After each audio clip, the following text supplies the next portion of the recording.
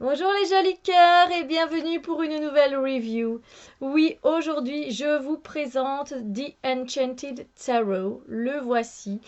Voilà, moi j'ai décidé de mettre des petites ficelles à mes pochons pour pouvoir plus facilement retrouver lequel était lequel. Voilà, donc The Enchanted Tarot c'est celui-ci parce que c'est vrai que moi j'ai gardé la boîte, c'est juste qu'elle est dans un carton parce que ça prend beaucoup de place dans les armoires. Donc les pochons, c'est bien plus pratique. Au départ, je me disais, mais non, tu vas garder toutes les boîtes, mais non, ça prend beaucoup trop de place.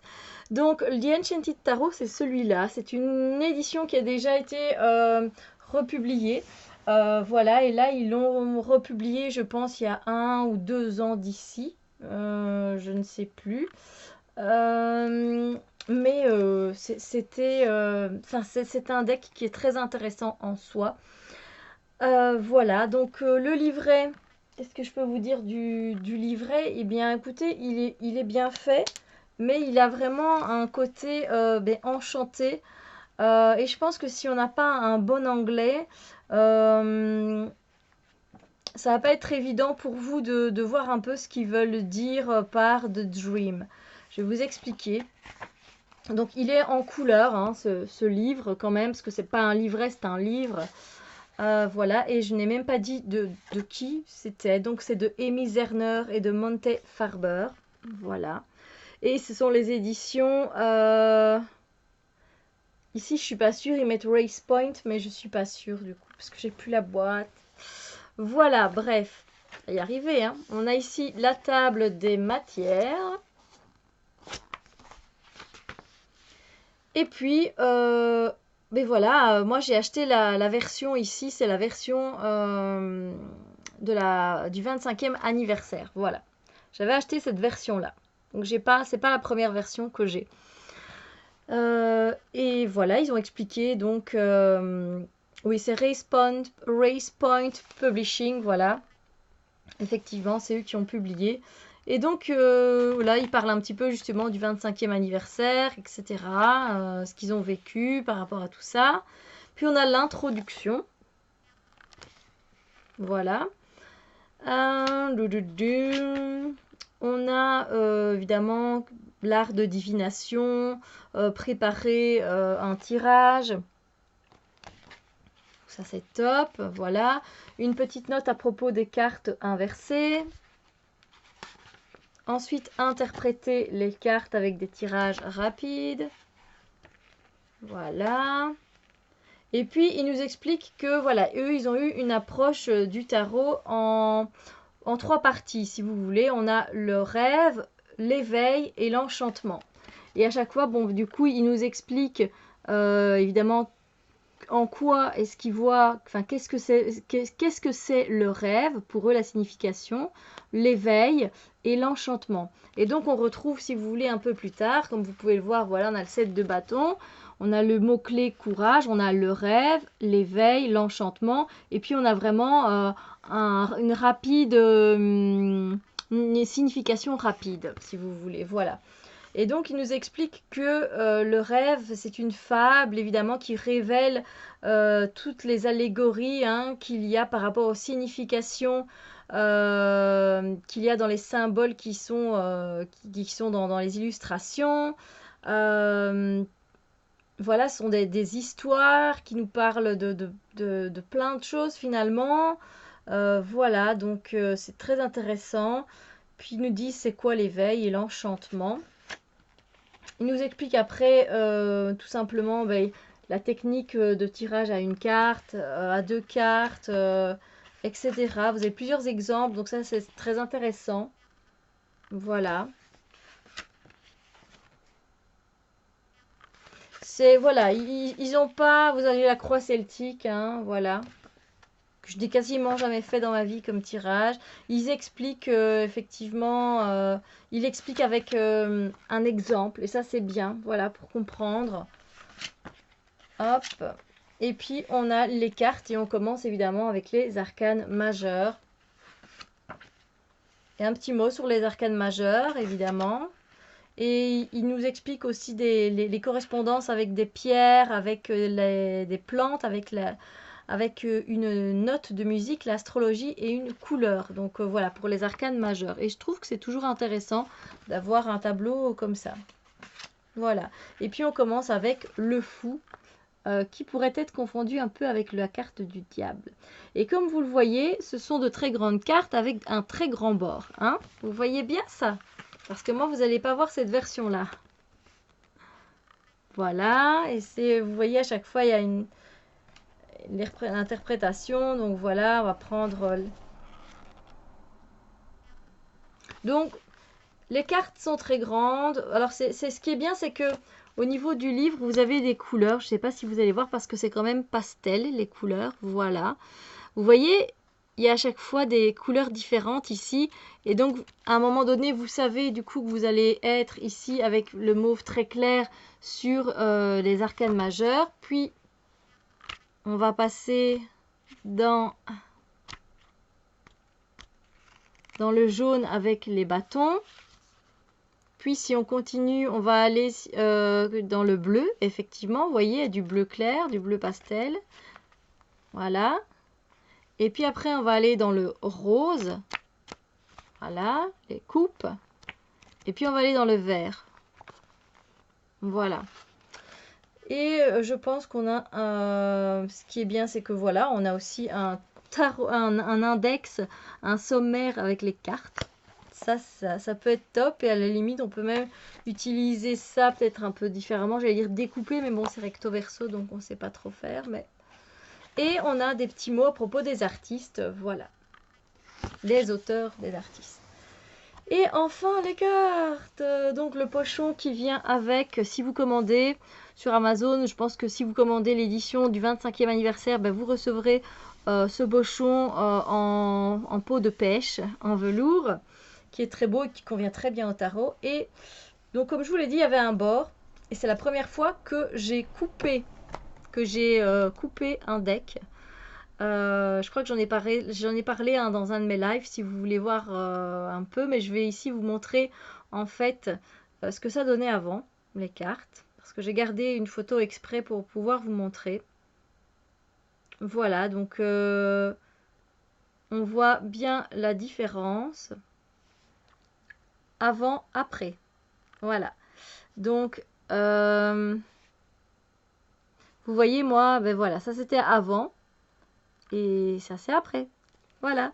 Mais est-ce qu'elle c'était vraiment, vraiment big? Et là encore, elle reste très grande. Voilà, tout ce que j'ai jeté. Et c'était intéressant en tout cas.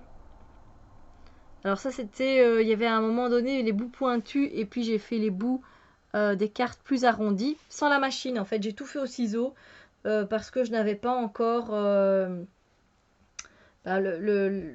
l'appareil, vous voyez, qui permet de faire des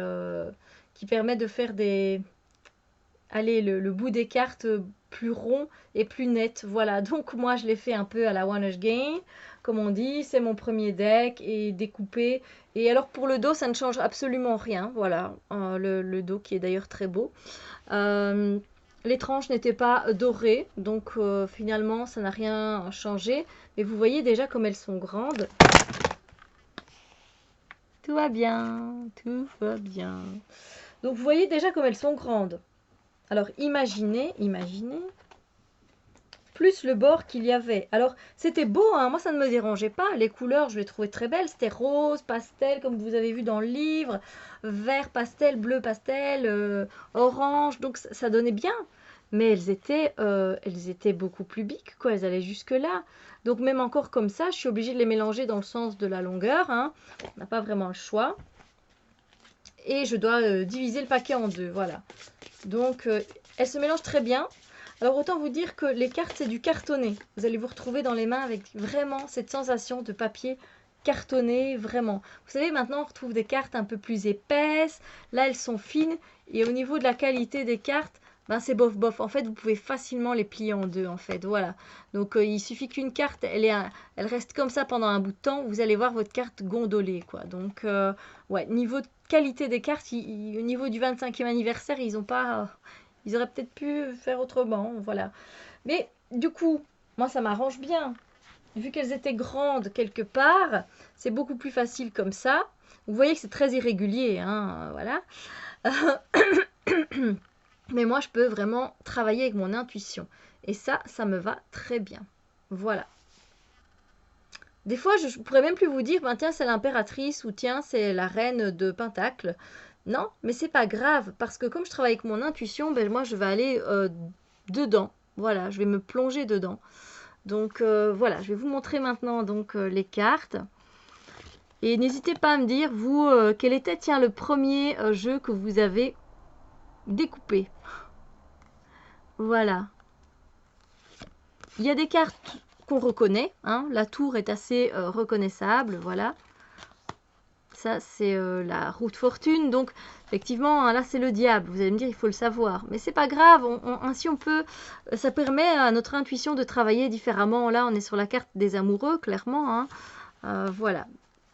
Donc, moi, je trouve que ça perd rien au charme du jeu. Voilà, il n'y a rien qui est perdu. Et moi, j'arrive totalement à faire mes lectures. Ça, c'est la carte qui pour toujours, j'ai l'impression que c'est un petit diable, en fait, et que c'est pas un joker, un fou, quoi, vous voyez. C'est une carte qui me perturbe un petit peu, de par son illustration. Et sinon, effectivement, dans le style, on retrouve quand même un style un peu oriental, beaucoup par moment. Et on retrouve aussi, je trouve, comme il y a une de mes abonnées, une des abonnées avec qui on avait papoté, elle m'avait dit, mais ce jeu, moi je trouve qu'il a une note gypsy. Et c'est vraiment ça, une note gypsy. Voilà, donc je reprends ton terme, ma belle, si tu passes par ici. Et il y a une petite note gypsy, je trouve, dans ce deck. Donc il reste coloré avec une ambiance un peu mystérieuse. Ouais, je sais pas, il est particulier, il me plaît bien. Voilà. Voilà, intuitivement, je pense que ça pourrait vachement vous plaire pour ceux qui travaillent du coup comme moi, hein, avec leur intuition. Évidemment, là, on comprend vite qu'on est sur du pentacle, etc., où on en est. Donc voilà, les différentes reines, et je pense qu'il y avait des princesses. Là aussi, ben, elles sont un peu plus dures à reconnaître des fois. Est-ce que c'est les coupes? Est-ce que c'est les bâtons? Est-ce que c'est...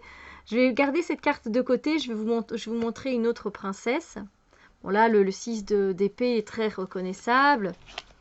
Voilà, puis qu'on a les bâtons, les épées, du coup, ça peut guider. Mais voilà, par exemple. En fait, moi, je reconnais grâce aux couleurs des cartes. On a du mauve et on a du bleu. Vous voyez, donc on a des coupes et on a... Vous voyez, je sais même plus. Je dis des bêtises, je dis que je sais, mais je sais pas. Mais le mauve, c'est... Ben, le mauve, c'est les arcanes majeures, je dis des bêtises. Enfin, bref. C'est peut-être des coupes, oui. Voilà, on a... C'est les coupes et... les coupes et... Les coupes et les épées, ici, voilà. Et si on les met l'une à côté de l'autre...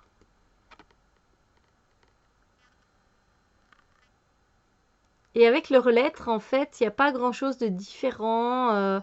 On aperçoit bien des cœurs sur celle-là. Vous voyez le cœur ici, etc. Voilà. Donc c'est intéressant, c'est très intéressant. Mais j'aime beaucoup ce jeu, en fait. Hein, voilà. J'aime ce côté, justement, un peu différent, je trouve. Quand je pense quand même que c'est le jeu avec lequel... vous voyez, elle se retrouve encore, elle, avec une lettre. C'est le premier jeu avec lequel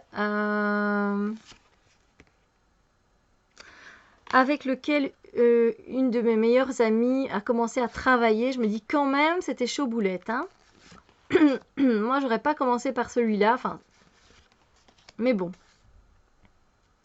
Carte de la force. Enfin, il y a quelque chose dans ce jeu. Il y a quelque chose de victorien, de gypsy, de... Voilà, il y a différentes tonalités. On reste dans du pastel, mais il y a aussi des couleurs froides. Je sais pas, c'est différent de tous les autres jeux que j'ai jusqu'à présent.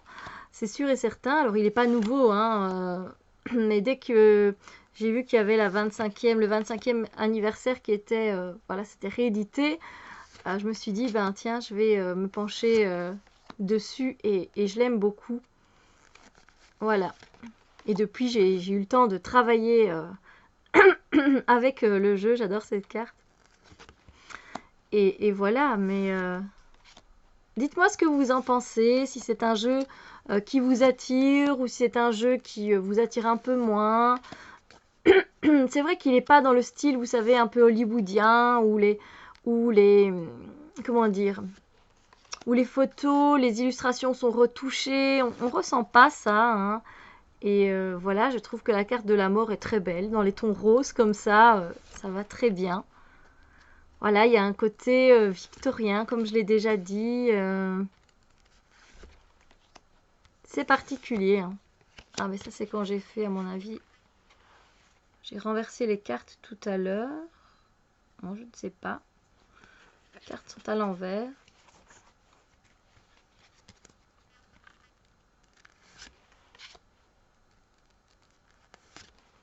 Voilà, et au niveau symbolique, il y a aussi des choses très intéressantes, hein, dans ce jeu. Donc voilà. On reconnaît bien le pape.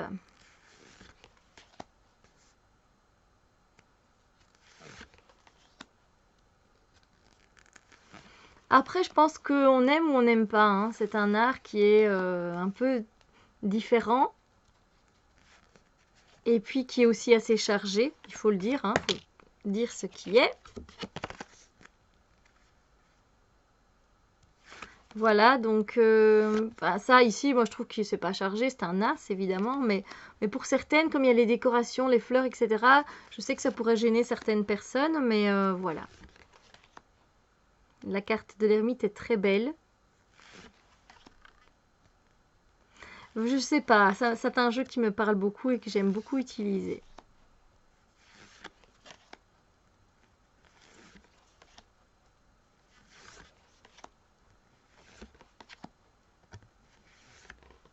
Voilà, on arrive à la fin. Sur ce, moi je vous souhaite une agréable journée. N'hésitez pas à me dire ce que vous pensez de ce tarot, si c'est un tarot que vous employeriez ou pas, que vous aimez ou pas, que vous utilisez ou plus rarement, ou ce côté gypsy justement est particulier pour vous. Bref, dites-moi votre avis. Je serai ravie de venir vous lire et de vous répondre avec joie. D'accord ? Sur ce, je vous souhaite une très belle journée et on se retrouve très bientôt pour d'autres vidéos. Bisous lumière!